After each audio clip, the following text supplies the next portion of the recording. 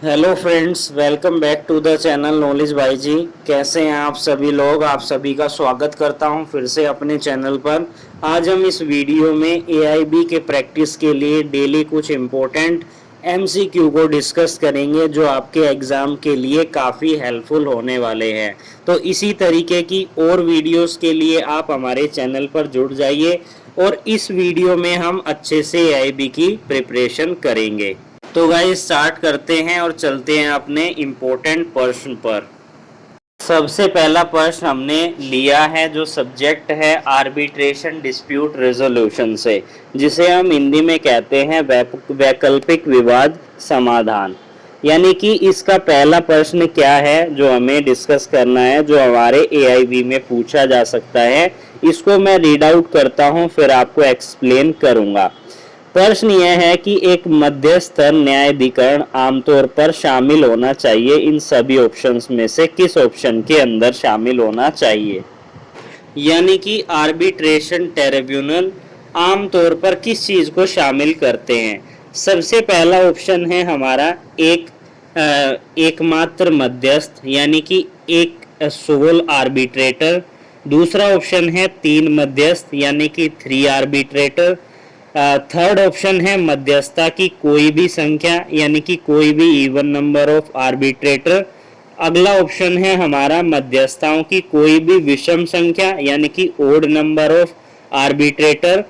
Last option है हमारा मध्यस्थता की कोई भी विषम संख्या यद्यपि यदि पार्टी मध्यस्थताओं की एक सम संख्या में जारी रहता है, तो माना जाता है कि पार्टी ने इस आधार पर इस प्रकार के मध्यस्थता द्वारा एक समान पुरस्कार को चुनौती देने के अपने अधिकार को माफ कर दिया है कि मध्यस्थता की संख्या भी थी। यानी कि इन सभी ऑप्शंस में से आपके अनुसार कौन सा इसका सही जवाब लग रहा है, आप हमें कमेंट सेक्शन में कमेंट कीजिए। और किसी भी प्रश्न को सुनने से पहले वीडियो को एक बारी पॉज कीजिए और उसको रीड कीजिए ताकि आपको पता चले एग्जैक्टली इसका सही जवाब क्या है। मेरे अनुसार इसका जो सही जवाब है वो है लास्ट ऑप्शन, यानी कि ड, मध्यस्थता की कोई भी विषम संख्या यद्यपि यदि पार्टी मध्यस्थताओं की एक सम संख्या में जारी रहती है, तो माना जाता है कि पार्टी ने इस आधार पर इस प्रकार के मध्यस्थ द्वारा एक समान पुरस्कार को चुनौती देने के लिए अधिकार को माफ कर दिया है कि मध्यस्थताओं की संख्या भी थी। तो अब समझते हैं अपने दूसरे प्रश्न के बारे में। क्या कह रहा है ये प्रश्न? एक मध्यस्थता समझौते में मध्यस्थ कौन है? मध्यस्थ सभी ऑप्शंस के अनुसार, यानी कि आर्बिट्रेशन एग्रीमेंट में आर्बिट्रेटर कौन है, किस तरीके से उसका अपॉइंटमेंट किया जाता है, नियुक्ति की बात की गई है। पहला ऑप्शन क्या कह रहा है? अदालत के द्वारा नियुक्त किया जाना है। सेकंड ऑप्शन क्या कह रहा है कि इंटरनेशनल चैम्बर ऑफ कॉमर्स द्वारा नियुक्त किया जाना चाहिए। थर्ड ऑप्शन है उच्च न्यायालय के मुख्य न्यायाधीश होने चाहिए जिसका क्षेत्राधिकार है, यानी कि जिसका ज्यूरिसडिक्शन है। अगला ऑप्शन क्या कह रहा है कि पार्टी के द्वारा निर्णय लिया जा सकता है। उसके बाद का ऑप्शन क्या कह रहा है कि भारत विधि आयोग द्वारा अनुमोदित पैनल से होना चाहिए, यानी कि जो लॉ कमीशन ऑफ इंडिया है उसके द्वारा, जो भी पैनल है उसके द्वारा अप्रूव होना चाहिए। तो इस प्रश्न का क्या सही जवाब है आप हमें कमेंट करके बता सकते हैं। मैं बता देता हूं इसका सही जवाब क्या है। इसका सही जवाब है पार्टी द्वारा निर्णय लिया जा सकता है कि आर्बिट्रेशन एग्रीमेंट में आर्बिट्रेटर कौन होगा, इसका निर्णय पार्टी के द्वारा लिया जा सकता है। तो इसका जो ऑप्शन है वो हमारा घ ऑप्शन जो है सही है। अब हम डिस्कस करते हैं हमारे अगले प्रश्न के बारे में। हमारा थर्ड प्रश्न क्या है कि एक मध्यस्थता समझौता मध्यस्थता और सुलह अधिनियम 1996 के प्रावधानों के तहत एक वैध मध्यस्थता के लिए शर्त मिसाल है और पक्षकारों के बीच में एक ठोस समझौतों के संदर्भ में, यानी कि यहाँ पर बात की गई है आर्बिट्रेशन एंड कंसिलेशन एक्ट 1996 के अंदर दिए गए प्रोविजन के अंदर जो वैलिड आर्बिट्रेशन के लिए क्या शर्तें हैं, और ऐसे में पार्टीज के बीच में जो सब्सटेंटिव एग्रीमेंट है यानी कि जो ठोस समझौता है उसके लिए क्या संदर्भ किया गया है।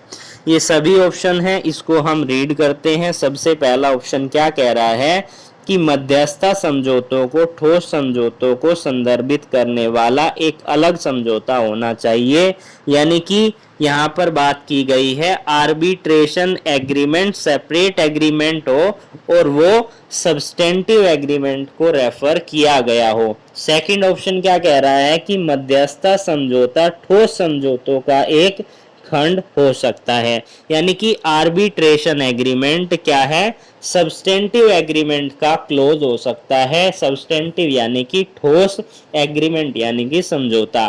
थर्ड ऑप्शन क्या कह रहा है हमारा कि मध्यस्थता समझौतों पर टेलेक्स या फिर ईमेल या फिर मध्यस्थता और सुलह अधिनियम 1996 की धारा 7 के तहत लिखित रूप से अलग से सहमति होनी चाहिए, यानी कि सेक्शन 7 में जो दिए गए रिटर्न में, ईमेल के द्वारा, टेलेक्स के द्वारा आर्बिट्रेशन एग्रीमेंट सेपरेटली वो इस बात पर एग्री हुए हों।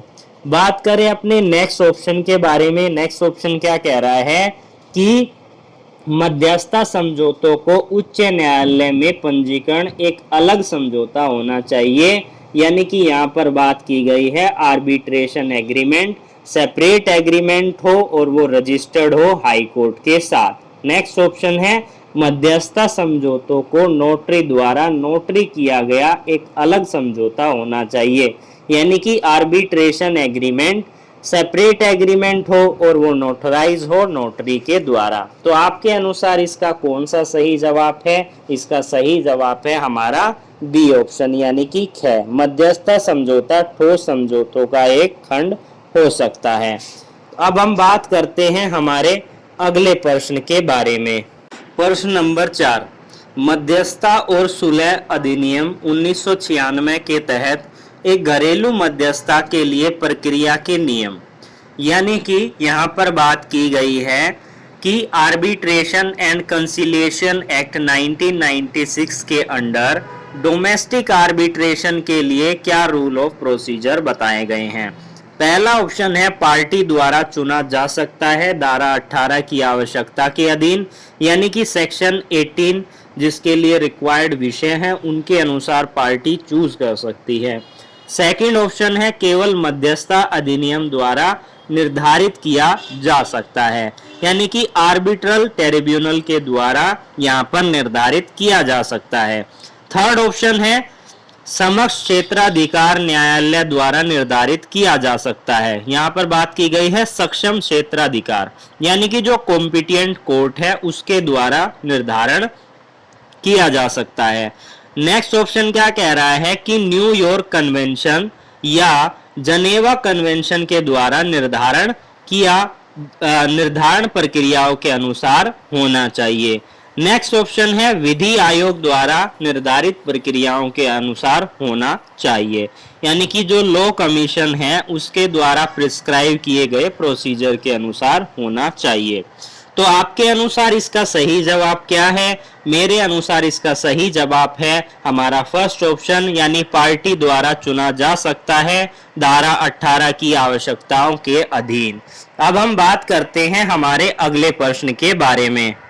हमारा 5वां प्रश्न है सिविल कॉन्ट्रैक्टर ए ने एक इमारत डिजाइन करने के लिए आर्किटेक्टर यानी कि वास्तुकला फर्म बी के साथ एक समझौता किया।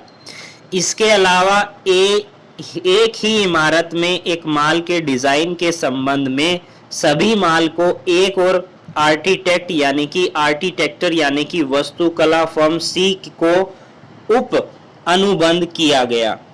अनुबंध यानी कि कॉन्ट्रैक्ट। अनुबंध में मध्यस्थता नामक एक खंड था जिसके तहत एक तीसरा वास्तुकला फर्म डी के मुख्य वास्तुकार को माल के डिजाइन के लिए किसी भी योजना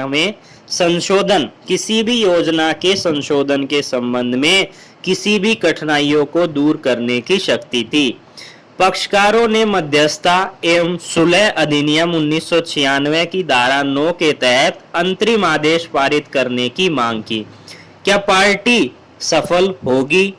यही हमारा प्रश्न है। अब हम डिस्कस करते हैं इसके क्या क्या ऑप्शन हैं ताकि हमें पता चले इसका सही जवाब क्या है। तो गाइस पढ़ते हैं सबसे पहले ऑप्शन के बारे में। सबसे पहला ऑप्शन क्या कह रहा है कि यह मध्यस्थता खंड नहीं है बल्कि एक विशेषज्ञ निर्धारण खंड है और इसलिए मध्यस्थता और सुलह अधिनियम 1996 के उपबंध लागू नहीं होंगे।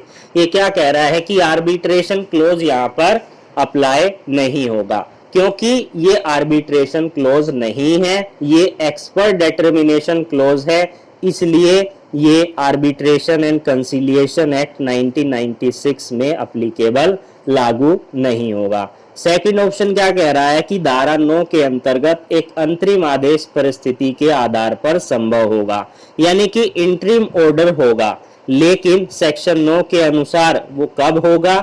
जब परिस्थिति के अनुसार वो हो सकता है। नेक्स्ट ऑप्शन क्या कह रहा है? वस्तु कला के मुख्य वस्तुकार फॉर्म डी के द्वारा निर्णय तैयार किए जाने तक अंतरिम आदेश संभव नहीं होगा, यानी कि यहाँ पर बात की गई है कि इंटरिम ऑर्डर तब तक पॉसिबल नहीं होगा जब तक कि फॉर्म डी के चीफ आर्किटेक्टर ऑफ आर्किटेक्चर के द्वारा डिसीजन यानी निर्णय न लिया जाए। नेक्स्ट ऑप्शन है यह खंड लागू नहीं हो सकता क्योंकि केवल मध्यस्थता न्यायाधिकरण ही ऐसा मामला निर्धारण कर सकता है और न्यायालय पहले मध्यस्थता न्यायाधिकरण की स्थापना का आदेश लेगी, यानी कि ये क्लोज तभी लागू होगा जब आर्बिट्रेशन क्लोज के मैटर्स जो है उन्हें निर्धारित किया जाएगा और कोर्ट ऑर्डर करेगी सबसे पहले जो आर्बिट्रेशन है उसको स्थापित करने की। नेक्स्ट ऑप्शन क्या कह रहा है कि एक अंतरिम आदेश संभव होगा लेकिन जब दोनों पक्षों द्वारा सहमति दी जाएगी, यानी कि ये कह रहा है कि इंटरिम ऑर्डर तभी हो सकता है जब दोनों पार्टीज की आपस में सहमति होगी। तो इसका सही जवाब कौन सा है आपके अनुसार? मेरे अनुसार इसका जो सही जवाब है वो है हमारा ए ऑप्शन, यानी कि यह मध्यस्थता खंड नहीं है बल्कि एक विशेषज्ञ निर्धारण खंड है और इसलिए मध्यस्थता और सुलह अधिनियम 1996 के उपबंध लागू नहीं होंगे। अब हम बात करते हैं हमारे नेक्स्ट क्वेश्चन के बारे में। हमारा नेक्स्ट क्वेश्चन है क्वेश्चन नंबर 6। इसको हम पढ़ते हैं। ए और बी एक शेयर खरीद समझौतों के संबंध में वैध मध्यस्थता समझौतों में प्रवेश करते हैं, यानी ए और बी एक वैलिड आर्बिट्रेशन एग्रीमेंट के अंदर शामिल होते हैं शेयर परचेज एग्रीमेंट के संबंध में। समझौते के अनुसार ए और बी के बीच में शेयर खरीदने के संबंध में किसी भी विवाद को एकमात्र मध्यस्थता के पास भेजा जाना चाहिए, यानी कि जो उन्होंने यहाँ पर समझौता किया, जो एग्रीमेंट किया, उसके अनुसार अगर कोई भी डिस्प्यूट होता है तो वो मध्यस्थता यानी आर्बिट्रेटर के पास जाना चाहिए। इसके बाद ए और बी में शेयर खरीदने के संबंध में विवाद हो जाता है, एक्चुअली में डिस्प्यूट हो जाता है। ए और बी इस मामले को एकमात्र मध्यस्थता के पास भेजते हैं, यानी कि उसे भेजा जाता है किसके पास? आर्बिट्रेटर के पास। एकमात्र मध्यस्थता ए और बी के पक्षों में एक पुरस्कार पारित करता है और पुरस्कार से व्यतीत क्योंकि उसका मानना है कि मध्यस्थता ने शेयर की डिग्री के संबंध में समझौतों के प्रावधानों को गलत बताया है, क्या बी इस आधार पर अपील कर सकता है, यानी कि जो आर्बिट्रेशन का डिसीजन था वो डिसीजन उनको सही नहीं लगा, उनको लगा ये गलत है, क्या वो इसकी अपील कर सकता है या नहीं कर सकता? तो चलते हैं अपने ऑप्शंस पर और समझते हैं क्या इसके ऑप्शन है और सही जवाब निकालते हैं। तो समझते हैं सबसे पहले ऑप्शन के बारे में। सबसे पहला ऑप्शन क्या कह रहा है कि बी सक्षम क्षेत्राधिकार के किसी भी अदालत के समक्ष मध्यस्थ पुरस्कार की अपील कर सकता है, यानी कि बी के पास यहाँ पर अपील का राइट है। उस अवार्ड के अगेंस्ट किस कोर्ट के समक्ष वो कर सकता है अपील? कोई भी कॉम्पिटेंट ज्यूरिडिक्शन की कोर्ट है। सेकंड ऑप्शन क्या कह रहा है कि बी संबंधित उच्च न्यायालय के समक्ष पुरस्कार की अपील कर सकता है, यानी कि बी यहां पर हाई कोर्ट के समक्ष अपील कर सकता है। थर्ड ऑप्शन क्या कह रहा है कि बी उच्चतम न्यायालय के समक्ष पुरस्कार की अपील कर सकता है, यानी कि सुप्रीम कोर्ट के समक्ष अपील कर सकता है।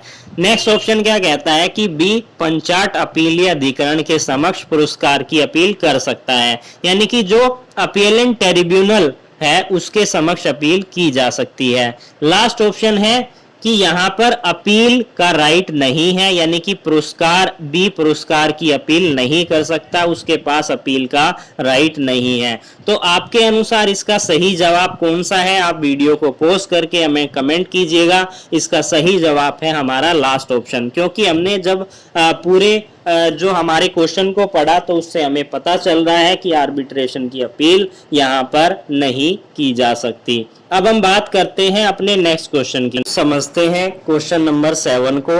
ए और बी कंपनी एक्स के प्रबंधन के लिए एक शेयर धारकों का करार करे, यानी कि ये यहाँ पर कह रहा है ए और बी दो व्यक्ति हैं जिन्होंने इंटर किया शेयर होल्डर एग्रीमेंट में एक्स कंपनी के मैनेजमेंट के लिए। वह इस बात पर सहमत थे कि यदि कंपनी एक्ट को गांव हो जाता है, यहाँ पर गांव का मतलब आप इसको ठीक कर लीजिए, यहाँ पर मतलब है समापन हो जाना, यानी कि वाइंड अप हो जाना, इंग्लिश में अगर हम कहें तो वाइंडिंग अप हो जाना कंपनी का। तो वह मुनाफे को इस तरीके से विभाजित करेंगे, जो भी प्रॉफिट होगा वो इस तरीके से स्प्लिट किया जाएगा। स्प्लिट SPLIT इसका मतलब होता है विभाजन किया जाएगा, जो कंपनी अधिनियम 1956 के अनुसार है, यानी कि कंपनी एक्ट 1956 के अकॉर्डिंग। वह कंपनी एक्ट के समापन के संबंध में किसी भी विवाद के मामले में मध्यस्थता के अधीन करने के लिए सहमत थे। अगर ऐसा कोई भी डिस्प्यूट होता है तो इस तरीके से उसका निपटान किया जाएगा। अगर इस तरीके का विवाद पैदा होता है तो इसका क्या नतीजा निकलेगा, अगर एक्चुअली में ऐसा होता है तो उसका क्या रिजल्ट निकलेगा, ये प्रश्न है। अब हम डिस्कस करते हैं इसके कौन कौन से ऑप्शन हैं और उन सभी ऑप्शंस में से हमारे लिए कौन सा सही जवाब है। बात करें सबसे पहले ऑप्शन के बारे में, तो पहला ऑप्शन क्या कह रहा है कि वह कंपनी लॉ बोर्ड से पुष्टि के बाद ही आगे बढ़ सकते हैं, यानी कि कंपनी लॉ बोर्ड से कंफर्मेशन के बाद ही प्रोसेस किया जा सकता है। सेकंड ऑप्शन है यह मध्यस्थता का विषय नहीं हो सकते, क्योंकि एक मध्यस्थता को किसी भी कंपनी को हवा देने का कोई क्षेत्राधिकार नहीं है। हवा देने का यहाँ पर मतलब है समापन करने का, उसे वाइंडिंग अप करने का। थर्ड ऑप्शन है इसका निपटारा मध्यस्थता पैनल के द्वारा किया जा सकता है, यानी कि आर्बिट्रेशन पैनल के द्वारा सेटल्ड किया जा सकता है। नेक्स्ट ऑप्शन है इसका निपटारा केवल उच्चतम न्यायालय के मुख्य न्यायाधीश के द्वारा नियुक्त एकमात्र मध्यस्थता के द्वारा किया जा सकता है, यानी कि chief justice of high court के अपॉइंटमेंट के द्वारा ही एकमात्र आर्बिट्रर का सेटलमेंट किया जा सकता है। नेक्स्ट और लास्ट ऑप्शन है दलों को पहले अनिवार्य मध्यस्थता आगे बढ़ाने चाहिए, यानी कि ये बात कर रहा है कि मीडिएशन प्रोसीडिंग को सबसे पहले मीडिएशन प्रोसीडिंग में पार्टी शामिल हो। तो आपके अनुसार इसका सही जवाब कौन सा है? मेरे अनुसार इसका सही जवाब है यानी कि सेकंड, यानी कि जो बात करता है यह मध्यस्थता का विषय नहीं होगा, क्योंकि यह मध्यस्थता को किसी भी कंपनी को समापन करने का कोई क्षेत्राधिकार नहीं है, नहीं रखता है। अब हम बात करते हैं हमारे अगले क्वेश्चन के बारे में। अब हम डिस्कस करते हैं हमारे 8th क्वेश्चन के बारे में। क्या कह रहा है 8th क्वेश्चन, इसको पढ़ते हैं कि एक पूर्ववादी डिग्री का तात्पर्य क्या है। इसका क्या मतलब हुआ कि एक्स पार्टी डिग्री का क्या मतलब होता है इन सभी ऑप्शंस में से। तो सबसे पहले ऑप्शंस पढ़ते हैं, फिर समझते हैं इसका सही जवाब क्या है।